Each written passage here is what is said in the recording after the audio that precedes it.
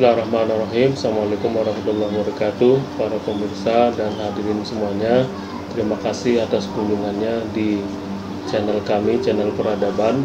Dan pada kali ini saya akan meresensi seorang tokoh, sekaligus juga akan meresensi membedah buku karangan-karangannya. Bahkan tidak hanya itu, saya akan coba mengulas dari segi budaya, dari segi sosiologi, dari segi historis yang pada saat itu beliau hidup. Dia adalah seorang tokoh sastrawan, tidak hanya juga seorang yang berkecimpung di bidang sastra, tetapi juga dia juga seorang tokoh agama, pendakwah, dan juga seorang politisi. Hamka, Haji Abdul Karim Amrullah, yang lahir pada tahun 1908 sampai 1981. Nah, beliau ini adalah seorang tokoh agama yang pernah berkecimpung di bidang pergerakan di Indonesia, bahkan sampai pernah menduduki satu posisi yang cukup terhormat, yaitu sebagai Ketua Majelis Ulama Indonesia pada saat itu. Tidak hanya itu saja kiprah beliau, tetapi juga di bidang politik, dan beliau sampai harus masuk ke penjara karena kiprahnya di bidang politik pada saat itu, terutama pada zaman Orde Lama. Dari sekian kiprahnya, ada satu peran yang pernah diperankan oleh beliau, yaitu sebagai seorang sastrawan. Nah, dalam bidang sastra ada beberapa karyanya yang sangat monumental, hingga saat ini masih banyak diperbincangkan oleh para kritikus, para ahli sastra, kaum terpelajar, para mahasiswa, para sarjana. Salah satunya adalah novel yang berjudul Di Bawah Lindungan Ka'bah. Nah, Haji Abdul Karim Amrullah itu memang pada akhir hayatnya sempat mengalami beberapa kekecewaan yang memang pada zamannya atau pada zaman itu terjadi satu konflik politik yang terjadi di negeri ini. Mungkin Anda semuanya juga pernah membaca dalam sejarah, beliau sangat vokal hingga akhirnya sampai masuk penjara. Namun demikian, dalam penjaranya itu beliau justru melahirkan karyanya yang lain dalam bentuk tafsir Al-Azhar, hingga sampai kemudian beliau mendapatkan Dr. Honoris Causa dari Universitas Al-Azhar, dan juga bahkan pada tahun 2011 dia dinobatkan sebagai salah satu dari pahlawan nasional Indonesia.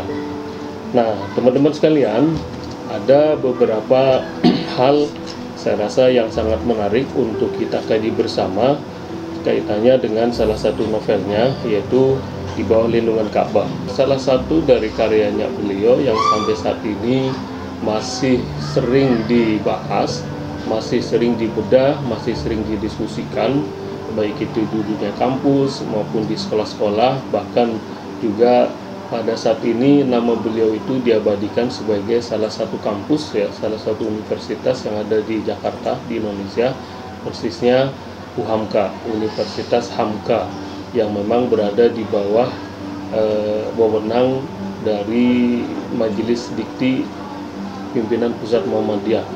Nah, pada novel ini saya sendiri sempat memiliki dua versi, ya, karena mungkin ini begitu semaraknya dan begitu banyaknya para peminat sampai terjadi penyetakan beberapa kali.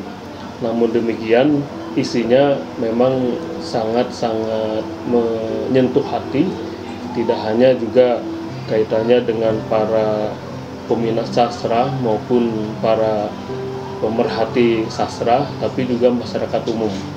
Nah, kenapa sampai disebut demikian?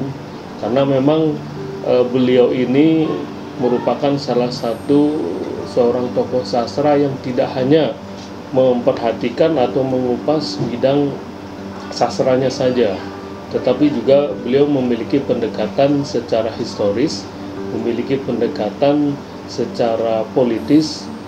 Artinya beliau sendiri memang terlibat dalam kehidupan masyarakat sehari-hari. Nah, pada tahun itu, persisnya pada saat beliau itu menunaikan ibadah haji, nah pada saat itu dikisahkan, diceritakan dalam novel ini, masih relatif muda, ya, masih sangat belia.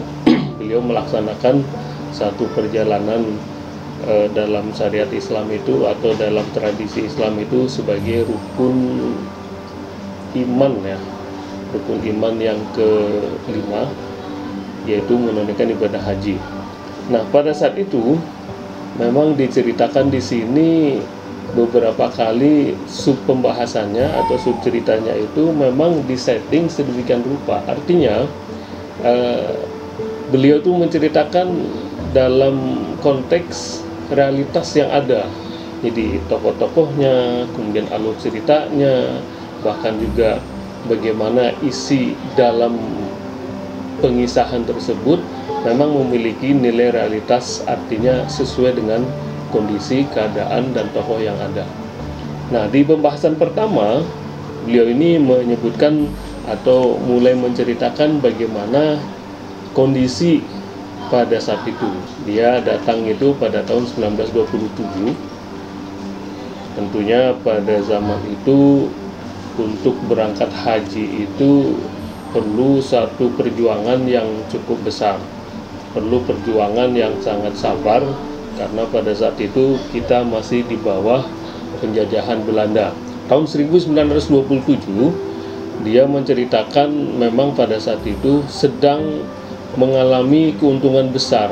Arti keuntungan besar di sini adalah harga karet ya, atau bahasanya dia itu harga getah di Sumatera itu sedang mengalami pelonjakan, mengalami harga yang bagus di pasaran dunia, sehingga masyarakat di Indonesia, terutama di beberapa pulau atau provinsi yang memang memiliki hasil bumi berupa karet atau getah, mengalami banyak kelimpahan dan keuntungan.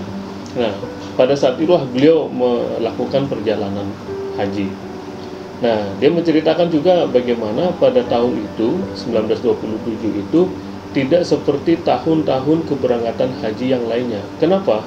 Karena begitu banyaknya, ya, begitu melimpahnya, begitu ramainya masyarakat Indonesia, walaupun masih di bawah penjajahan Belanda, itu banyak melaksanakan perjalanan haji.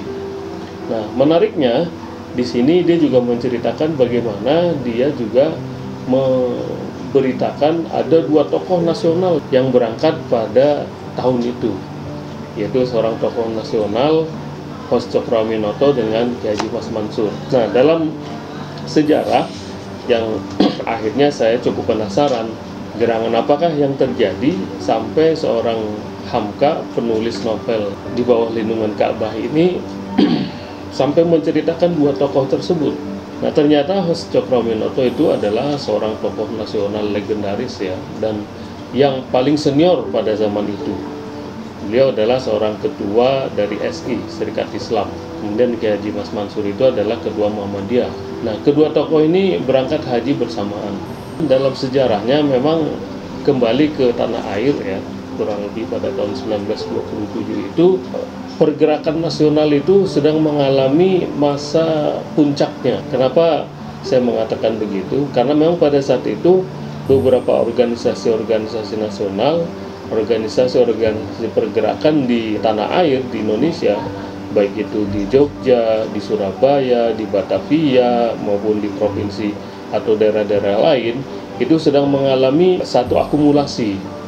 Nah, akumulasi yang cukup tinggi itu terjadi memang kurang lebih pada tahun itu, antara 1927, 28, 29, 30, ya, hingga menjelang kemerdekaan kita pada tahun 1940-an. Nah, ini yang akan saya telisik juga. Beliau sayangnya itu dalam menceritakan kejadian-kejadian politik pada zamannya kurang banyak dibahas di sini, ya. Dia hanya mengutip saja ada dua tokoh nasional yang juga berangkat pada zaman itu. Kemudian secara historis juga di sini beliau juga menceritakan seorang kawannya yang baru datang dari Indonesia, kemudian dia akan berangkat belajar ke Mesir ya, yang menjadi singgahan adalah tempat Saudi Arabia.